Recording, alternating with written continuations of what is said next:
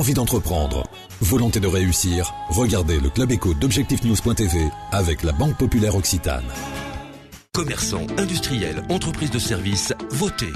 Du 25 novembre au 8 décembre, votez. Pour élire vos représentants dans les CCI, votez. Pour donner du poids à votre entreprise, votez.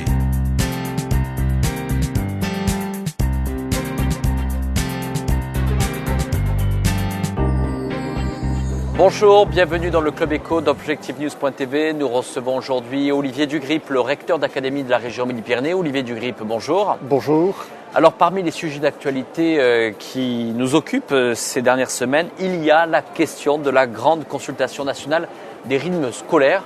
On dit que c'est ce qui pourrait bouleverser la société française. Est-ce vrai ? Effectivement, le ministre a souhaité lancer une grande consultation nationale sur les rythmes scolaires afin de recueillir les avis, les propositions, les suggestions de tous les Français, les parents d'élèves, bien évidemment, les élèves aussi, les enseignants et les milieux économiques qui sont directement intéressés par cette question. Pour quelle raison, Olivier Dugrip, à un moment où peut-être certains diraient qu'il ne faut pas, peut-être en période préélectorale, d'essayer de bouleverser, de changer les choses, de lancer un sujet qui peut réellement créer des avis différents, des points de divergence différents. Est-ce que c'était nécessaire ? Oui, précisément, parce que c'est un sujet qui concerne tout le monde et parce que c'est un sujet qui fait problème. Aujourd'hui, tous les Français s'accordent à reconnaître que nos rythmes scolaires sont inadaptés, à la fois aux besoins de nos élèves et aussi au fonctionnement, à la respiration de notre pays. Pour s'en tenir à la question des élèves, nous avons l'année scolaire la plus courte et la journée scolaire la plus longue de ce fait, avec des élèves qui souvent sont fatigués, trouvent mal leur équilibre. Il faut donc poser la question et avancer des solutions. Sur le plan économique aussi, nous avons un calendrier qui est très concentré, avec des périodes de vacances qui rassemblent tous les Français, ce qui est une source d'embouteillage sur les routes, de concentration extrême dans les stations de ski, en particulier dans les Pyrénées, on le sait bien. Donc le ministre a souhaité que tous les Français se positionnent, s'interrogent et que l'on revisite la question. Alors on verra bien quelles seront les orientations choisies, mais ce qui est sûr, c'est que si on peut considérer qu'il faudra peut-être demain raccourcir les vacances et raccourcir aussi les journées de travail qui sont peut-être lourdes pour les jeunes enfants en scolarité, c'est aussi repenser un petit peu la société française. Ça aura un impact bien sûr sur les acteurs économiques. Comment aujourd'hui, dans le cadre de cette grande consultation nationale, vous associez le monde économique qui sera de toute manière touché par ces changements-là ? Alors le monde économique est partie prenante à cette consultation. D'abord à la consultation nationale. Le ministre a mis en place une commission nationale qui consulte, qui entend l'ensemble des personnes intéressées, parmi lesquelles bien évidemment tous les milieux économiques. Le ministre a demandé également que cette consultation soit déclinée au niveau local. Et donc j'ai moi-même lancé une consultation au niveau académique qui est relayée au niveau départemental. Le Conseil économique social régional de Midi-Pyrénées a déjà produit une contribution. Je vais consulter prochainement le Conseil académique de l'éducation nationale. J'ai invité l'ensemble des intéressés à faire des contributions et nous avons lancé avec la dépêche une grande consultation auprès de tous les lecteurs, ce qui fait que vous voyez les possibilités de contribution sont très, très larges et je souhaite bien évidemment que les artisans, les chefs d'entreprise, les industriels s'en saisissent et fassent part de leurs propositions. Alors Olivier Dugrip, vous êtes ici au Salon de l'entreprise. Cela démontre une nouvelle fois que finalement le monde de l'école, le monde de l'entreprise, ce sont deux mondes qui ne s'ignorent plus. qui ont appris à travailler, collaborer ensemble. Est-ce qu'aujourd'hui vous considérez qu'on est arrivé à un seuil, à un niveau de maturité justement entre ces deux mondes dans leur relation? Oui, je crois que nous avons établi des relations à la fois étroites et fructueuses. Il y a une véritable attente de la part du monde de l'entreprise, mais aussi du monde de l'éducation pour un rapprochement. Et nous avons d'ailleurs établi des occasions de rencontres multiples.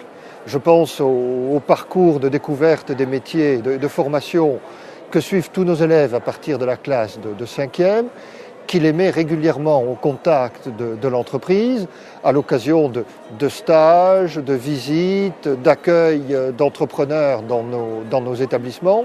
Je voudrais d'ailleurs en remercier tous les chefs d'entreprise pour leur contribution. Nous avons également mis en place un concours qui connaît un grand succès avec les chefs d'entreprise et la dépêche en Corel, Raconte-moi l'entreprise. Donc vous le voyez, de nombreux échanges qui répondent véritablement à nos besoins. Un de vos engagements aussi passe aussi par le soutien à l'handicap. Et là-dessus, l'éducation joue un rôle important, notamment de partenariat à la fois avec l'entreprise et puis l'école sur ces sujets-là. Oui, alors c'est un sujet sur lequel l'Académie de Toulouse et les chefs d'entreprise de Toulouse et de Midi-Pyrénées sont particulièrement en avance. Nous avons souhaité nous saisir de ce sujet qui est un vrai sujet de société, de telle manière que nous puissions mieux former les élèves handicapés, ça relève de l'éducation nationale, mais aussi ensuite mieux assurer l'insertion professionnelle des élèves handicapés lorsqu'ils ont un diplôme, mais aussi lorsqu'ils ne réussissent pas à obtenir ce diplôme. Et c'est la raison pour laquelle l'année dernière, nous avons institué la délivrance de certificats de compétences, d'attestation de compétences, par lesquels l'éducation nationale atteste de la capacité de ces jeunes élèves handicapés à maîtriser des compétences et à accomplir des gestes professionnels. Et grâce à cela, les chefs d'entreprise savent donc immédiatement quelles sont les compétences possédées par ces jeunes, même s'ils n'ont pas un diplôme, et les postures professionnelles qu'ils peuvent accomplir. Et je voudrais d'ailleurs, par votre intermédiaire, adresser un grand merci à tous les chefs d'entreprise, à la Chambre de commerce et d'industrie de Toulouse, aux milieux patronaux qui nous ont accompagnés et qui sont des partenaires très proches et indispensables. Un dernier mot, Olivier Dugrip, pour en évoquer tout à l'heure les relations entre le monde de l'école, le monde académique et le monde de l'entreprise. Est-ce qu'aujourd'hui vous considérez que l'on parle suffisamment de l'entreprise à l'école? Et je veux dire, est-ce qu'on parle suffisamment de l'entreprise à ces jeunes qui étudient au collège ou au lycée? Est-ce qu'à votre avis, il y a des efforts à faire sur ce point-là? Non, je crois que nous avons beaucoup amélioré l'image et la connaissance que nos jeunes ont de l'entreprise. J'évoquais tout à l'heure le parcours de découverte des métiers et des formations. Ils ont l'occasion d'aller dans les entreprises. Nous accueillons nous-mêmes dans nos établissements d'enseignement de nombreux chefs d'entreprise. Donc désormais, voilà, les choses sont faites. Alors, il faut encore aller plus loin, de telle manière que nos jeunes puissent acquérir une vision d'ensemble du plus grand nombre d'entreprises. Voilà, il faut leur donner la possibilité d'élargir leur champ de vision, leur connaissance du milieu économique. Merci Olivier Dugrip, merci d'avoir répondu à notre invitation. Merci à vous.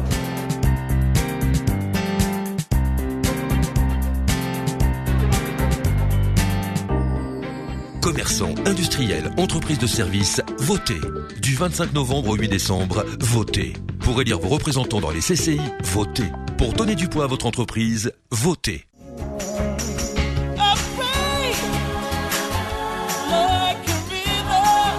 Envie d'entreprendre? Volonté de réussir? C'était le Club Éco d'Objectif News.tv avec la Banque Populaire Occitane.